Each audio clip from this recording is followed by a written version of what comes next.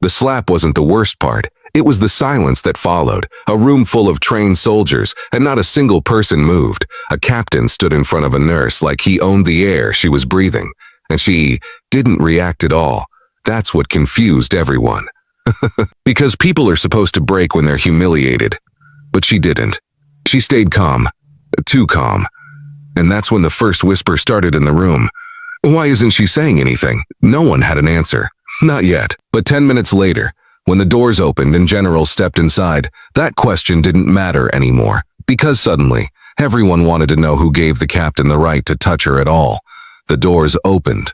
The doors opened, and the sound that followed was not loud, but it was heavier than silence itself. 3 generals stepped inside.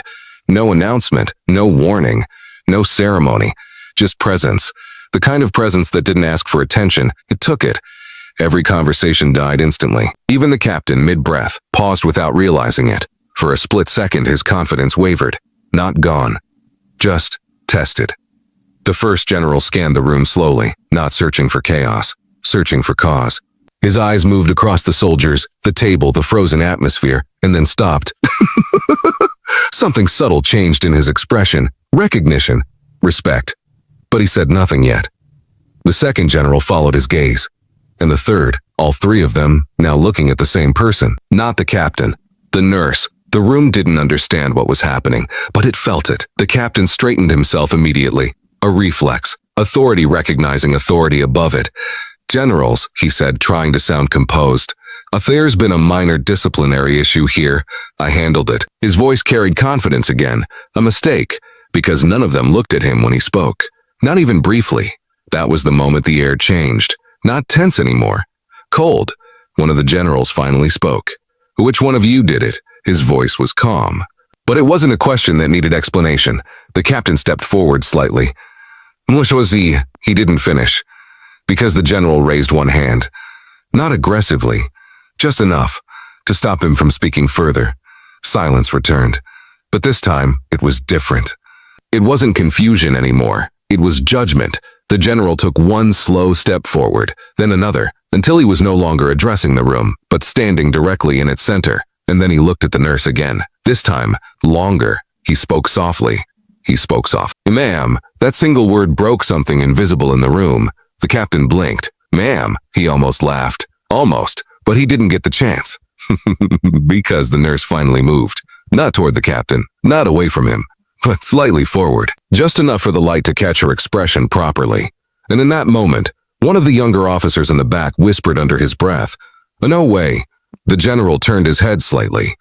You didn't, he said quietly. The captain stiffened. Yes, sir. And then came the question that didn't sound like anger. It sounded like consequence arriving late.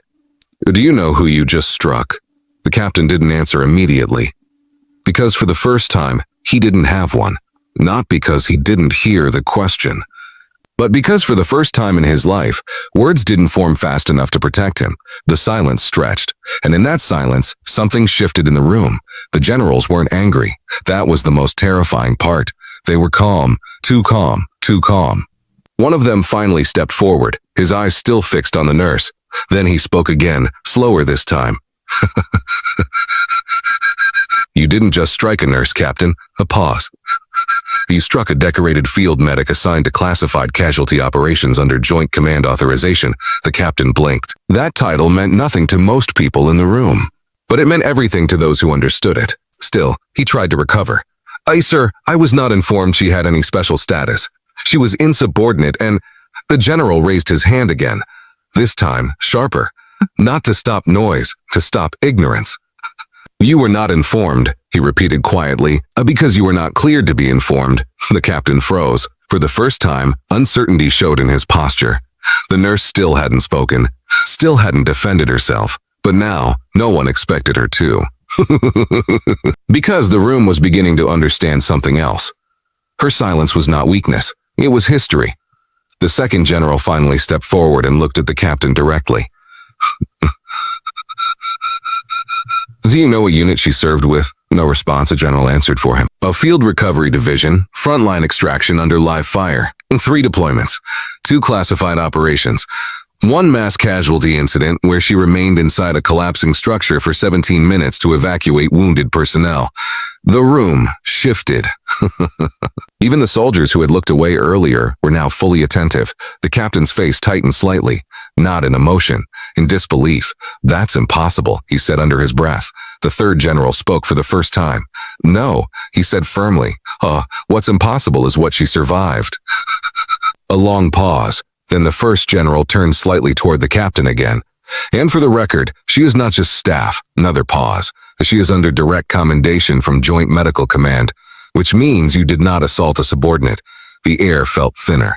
The air felt thinner. "You assaulted protected military personnel under active federal classification." The captain's throat tightened. Now the weight started to land. Slowly, completely. The general stepped closer. "And that means," he continued, "war authority ended the moment your hand made contact." The captain finally spoke again, but his voice had changed. Lower.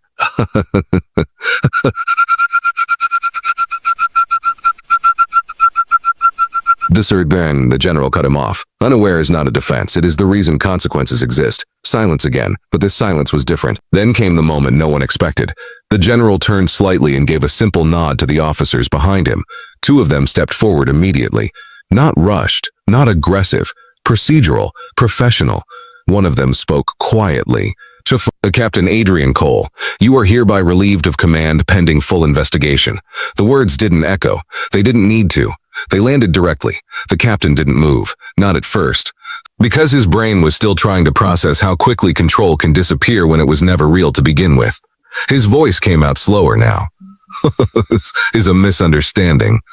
No one responded. Another officer stepped closer. "Sir, remove your insignia." That sentence changed everything. The captain looked down at his chest. For a moment, he didn't move. Then slowly, his fingers reached for his badge, but his hands weren't steady anymore.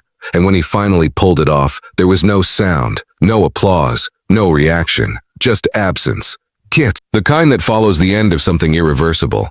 Across the room, the nurse finally looked away from him. Not in victory, not in pride, just distance, like he had already stopped existing in her world. The captain was escorted out without resistance. No shouting followed him.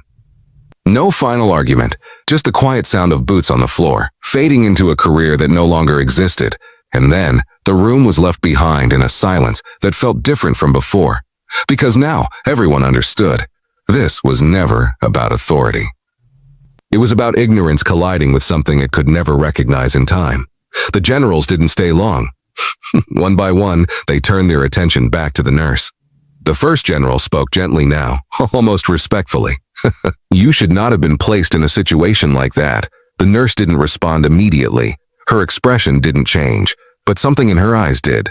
Not anger, not satisfaction, just distance, like she had lived through worse and learned not to carry unnecessary weight.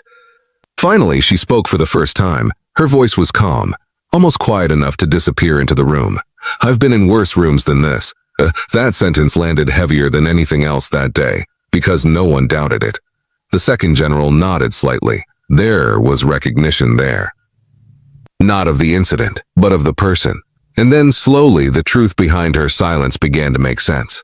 She wasn't silent because she had nothing to say. She was silent because she had already survived everything words usually try to protect. Later, when the room had emptied and the tension had finally dissolved, she remained alone near the exit corridor. The noise of the facility felt distant now, like another world entirely. She reached into her pocket and pulled out a small worn object, a folded military tag attached to an old chain. She held it carefully, not tightly, just enough to feel it, a memory that never really left her. A voice echoed in her mind, not loud, not dramatic, just familiar. And for the first time that day, her expression softened, not because of what happened, but because of what it reminded her she still carried. The captain had believed power was in command. The room had believed silence meant weakness. But the truth had been something else entirely. Power was never in rank, and silence was never empty. Sometimes, it was just full of things others were not strong enough to understand. As she turned to leave, one of the young soldiers who had witnessed everything quietly lowered his head. Not in fear, but in realization. Because some lessons don't come from training. They come from moments you can never unsee. If this story made you reflect on what real strength looks like, write a respect in the comments. And subscribe for more stories where power is not what it seems, and silence speaks, the loudest truth of all.